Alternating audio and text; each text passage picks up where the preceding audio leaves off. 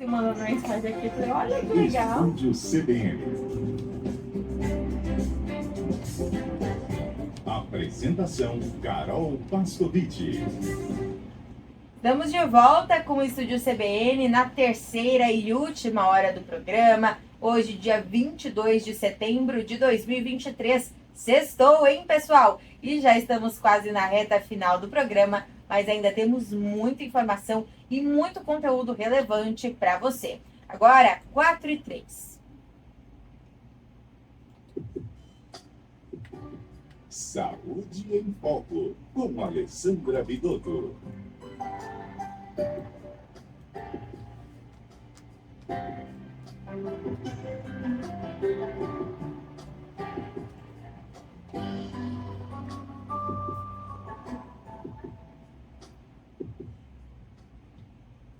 Primeiramente, boa tarde, doutora. Tudo bem com você?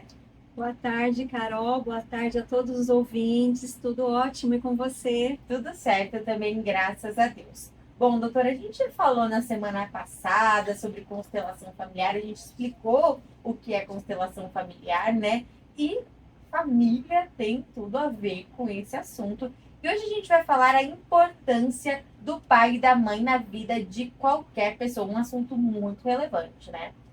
Sim, quando a gente fala sobre constelação familiar, sobre as ordens do amor que a gente conversou semana passada, um outro tópico muito importante dentro da constelação é o que você acabou de dizer, a importância da mãe e do pai. O que é importante que os ouvintes saibam? Que o primeiro passo para quem quer, deseja ter relacionamentos mais fluidos, uma vida mais plena, é deixar de endeusar pai e mãe. Olhar para os pais como pessoas humanas que têm defeitos, mas que fizeram tudo o que podiam dentro das possibilidades que eles tinham. Bert Hellinger tem uma frase que é bem conhecida, que é: o sucesso tem a face da mãe. O sucesso tem a face da mãe. Uma pessoa só consegue ter êxito na vida, êxito em todos os sentidos, se ela aceitar a mãe em seu coração. Como é aceitar a mãe no coração, Carol? É olhar para a mãe e aceitá-la exatamente como ela é. Sem querer mudar, sem criticar, sem julgar a mãe.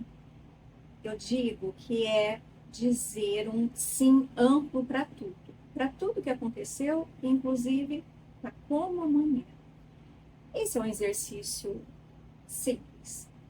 Não. É um exercício complexo e diário, entendendo que a mãe não é uma mulher perfeita, ela tem limitações, muitas vezes passou por traumas intensos, e isso pode repercutir, inclusive, na vida do filho, né? na forma como vai ser criado, na forma como vai ser educado, e isso pode resultar em algum tipo de trauma, de questões lá na vida adulta. Mas quando a pessoa consegue olhar para a mãe e fazer esse movimento de dizer sim, mamãe, a vida dela passa a fluir e tem abundância em todos os sentidos. Um outro papel muito importante da mãe é a mãe que permite que o pai tenha acesso ao filho ou à filha. Então, um filho só consegue ter acesso ao pai se a mãe permitir. E essa permissão, muitas vezes, é uma permissão, assim, sutil, tá? Existem casais que, por conta de educações muito distintas, possuem hábitos diferentes de educação. Sim. E muitas mães sentem que só elas sabem a forma mais adequada de educar um filho, né? De ensinar ali no dia a dia.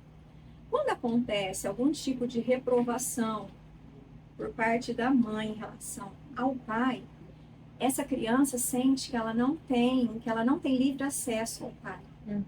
Tá? E é um movimento assim, às vezes, como eu comentei, sutil. Existem relacionamentos também que os pais são agressivos, né? Pais agressivos, pais abusivos, ou pais que são ausentes porque trabalham muito, né? Isso acontece nas duas situações, tanto com a mãe quanto com o pai. Eu estou dando só alguns exemplos para os ouvintes irem tomando consciência do que pode acontecer. O que resulta quando um filho ou uma filha não tem acesso ao pai, ou não tem um bom relacionamento com o pai? Ele pode crescer, ou ela, sem algo muito importante, que é a força. O pai, ele passa a força para o filho ou para a filha.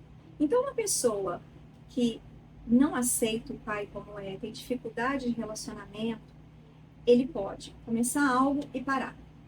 Começa algo e para. Então parece que a vida dessa pessoa não vai para frente, porque falta força, falta ímpeto de ir para a vida. Essa pessoa vai ter dificuldade de decisões, uma pessoa insegura, e além disso pode ter questões de vícios, compulsões e agressividades. Tudo por causa da falta do pai? Sim.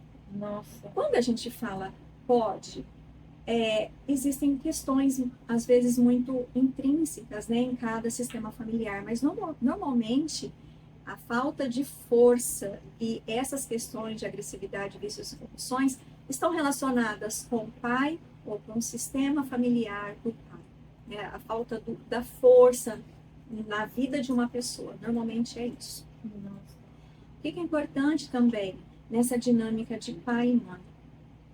Sempre que nasce uma criança, da concepção, né, então da barriga, até mais ou menos 7 anos de idade, essa criança vai ficar no que a gente chama de campo energético da mãe. Certo. Essa criança, ela vai sentir tudo o que essa mãe sente. Então, se a criança chora muito, se essa criança tem muita dor, a mãe não está bem. Bert Hellinger fala que a mãe é a nossa maior lição de amor. É a nossa primeira e maior lição de amor. Então, normalmente, os nossos relacionamentos, eles vão ser desenvolvidos a partir das nossas experiências com a nossa mãe. Por isso é tão importante olhar para a infância, para a adolescência e perceber questões que podem estar relacionadas lá desde o início, porque existem mães e pais que passaram por questões muito traumáticas. E muitas vezes, quando isso acontece, o pai e a mãe não estão disponíveis nem para eles mesmos e nem para os filhos. Pode acontecer o que a gente chama de movimento interrompido. É como se a mãe estivesse presa ali naquele momento do trauma. Então, ela pode inconscientemente passar para o filho ou para a filha que relacionamento é muito desafiador, que amar não dá certo, a pessoa pode crescer com questões de amor próprio, de autoestima. Então, é sempre interessante e importante a gente olhar para o que aconteceu. Certo. Após os 7 anos, mais ou menos, essa criança vai ali para o campo energético do pai para ganhar a força. E nessa fase é a idade, né, é o período que o pai mais tem facilidade em lidar com as meninas. Porque os pais, os homens, eles não conseguem muito bem olhar para as filhas e verem e observar que elas estão crescendo. E nessa fase, né, principalmente quando entra na adolescência, a menina quer começar a sair, se relacionar, e o pai tem essa dificuldade. Então, nesse momento, pode ter ali uma quebra no relacionamento que antes era tão próximo. E o que acontece? A menina, ela fica nesse campo energético do pai até a adolescência e depois retorna para o campo da mãe para ganhar a feminilidade, para se tornar mulher, retornando para o campo da mãe. E o menino fica no campo do pai para ganhar a masculinidade, para se tornar homem com o pai.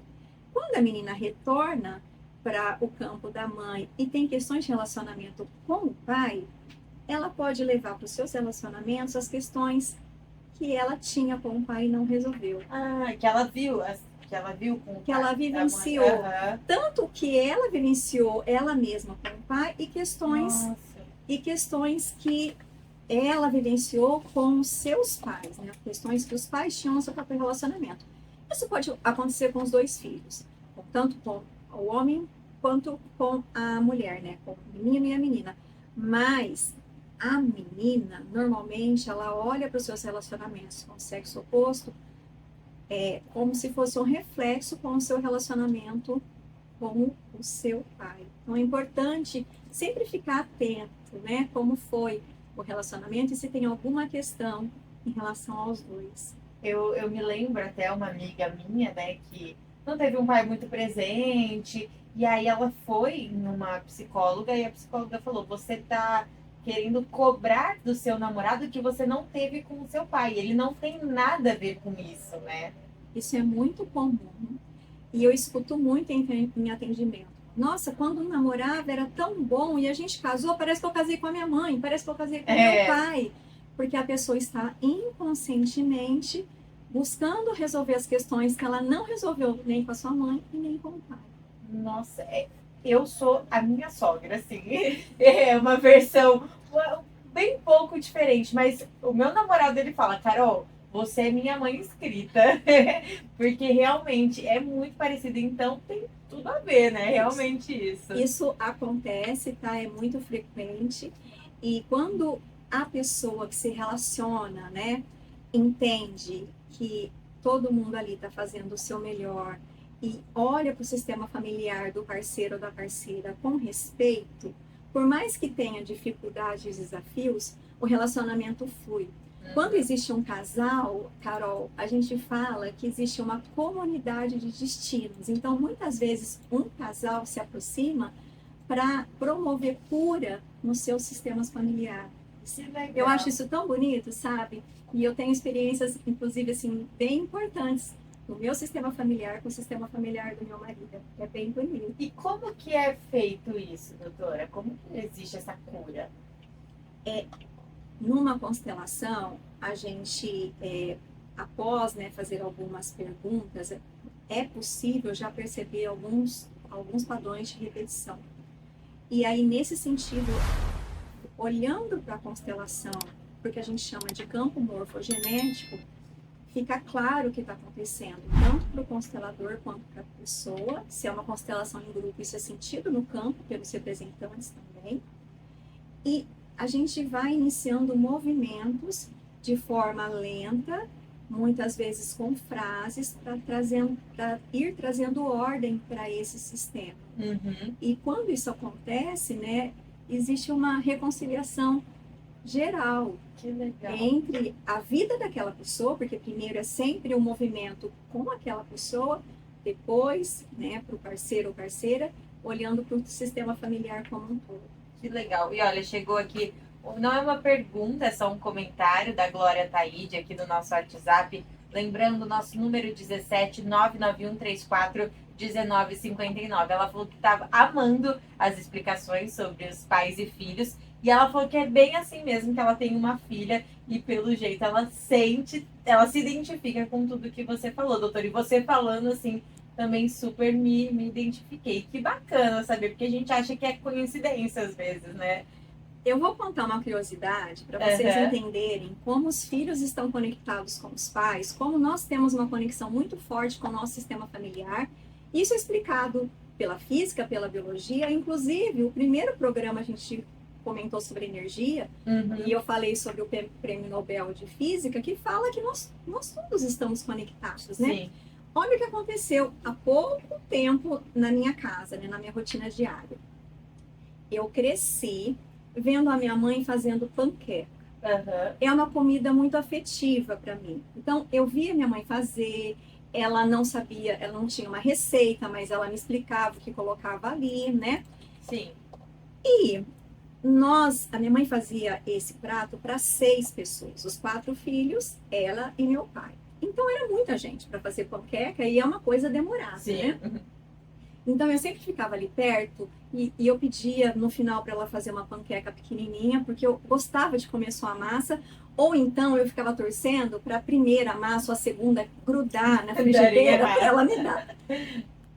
Há pouco tempo, mas muito pouco tempo, eu faço panqueca para minha filha há bastante tempo, ela ama, é muito diferente do jeito que a minha mãe fazia.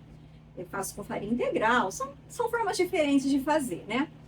E aí, há pouco tempo, a minha filha falou assim: mamãe, faz uma pequena para mim. Não acredito. Aí eu olhei, mas foi além. Mamãe, se estragar alguma, você me dá? Olha, até arrepiei. Eu nunca comentei isso com a minha filha, ela não sabe disso, é uma outra realidade, a gente só tem ela. Aham. Então, quando ela me falou isso, depois eu perguntei, falei, filha, por que você me falou isso? Ah, mamãe, não sei, eu só tive vontade de Não falar. acredito. Então, é o que a gente chama de sincronicidade, como a gente está ligado, conectado, né, com os nossos pais e com os nossos antepassados por meio desse campo de energia, né, que é o campo morfogenético, e a gente sente isso através da ressonância mórfica, que foi descrita por um biólogo, cientista britânico, que é o Rupert Sheldrake. Então, isso é incrível. Que legal, doutora, que papo bacana. Eu amei o papo. Tem mais alguma coisa que você gostaria de acrescentar sobre? O que é importante, né, que as pessoas saibam, quando a gente realiza uma constelação, que a gente sente esse campo mórfico, o campo morfogenético, muitas pessoas me procuram por saber que eu sou cientista, né, então eu tenho um olhar ali que se baseia em fatos, né, na ciência, porque muitos têm receio da gente falar de religião. A constelação, ela não tem nada a ver com religião. O campo mórfico, ele tem sido comprovado pela física e pela biologia. Então, vários estudos já sendo demonstrado como ele funciona. O Rupert Sheldrake, ele tem um site que mostra vários experimentos. Ele fez experimentos com bebês, com animais, principalmente cachorros. E ele sempre fala, né, quando tem um terapeuta que sente algo, que se conecta com o corpo, sempre é possível fazer um experimento para entender o que está acontecendo. Então, esse campo de energia, onde estão contidas as nossas informações, né, as informações familiares, é um campo muito potente e que todo mundo pode se conectar, porque nós todos estamos conectados. Ele é sentido em qualquer lugar, então não existe um raio, um diâmetro limite para a gente se conectar a ele. Por isso que é possível fazer uma constelação online. Que legal, doutora, perfeito, assunto muito bacana. Muito obrigada pela participação dessa sexta-feira, viu? Eu que agradeço, como sempre é um prazer, e qualquer dúvida eu estarei à disposição. E a serviço, se os ouvintes tiverem alguma dúvida, sugestões para novos assuntos, novos tópicos, agradeço muito, Carol. Eu que agradeço, doutora, e a gente se encontra na sexta-feira que vem, a partir das 4 horas da tarde. Agora, 4h20, a gente vai para o intervalo. Muito legal, nossa, adorei.